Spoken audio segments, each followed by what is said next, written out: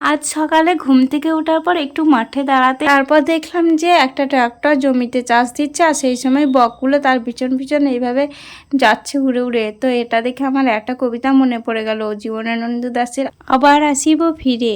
খুবই ভালো লাগতো কবিতাটা পড়তে। তো ভিডিওটি শুরু করার আগে সবাইকে জানাই শুভ সন্ধ্যা। তো আমি কিছুদিন ধরে খুবই অসুস্থ ছিলাম, আর অসুস্থ থাকার কারণে ডক্টরের কাছে গিয়েছিলাম। সেখানে আমাকে কিছু টেস্ট করতে দিয়েছিল, ব্লাড টেস্ট। আর ব্লাড টেস্ট করার পরেই ধরা পড়লো যে আমার হিমোগ্লোবিনের মাত্রাটা একটু কমে গিয়েছে। সেই কারণে আমাকে কুলেখাড়া পাতার রস খাওয়ার সাজেস্ট করলো ডক্টর।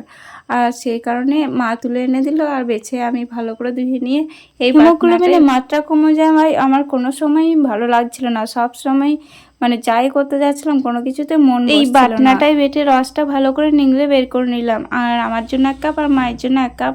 রসটা কিন্তু ভালোই খেতে, যারা তেতো ভেবে খাও না, এটা কিন্তু তেতো না। এটা কাঁচা শাকসবজি খেলে যেমন হয় খেতে সেই রকমই।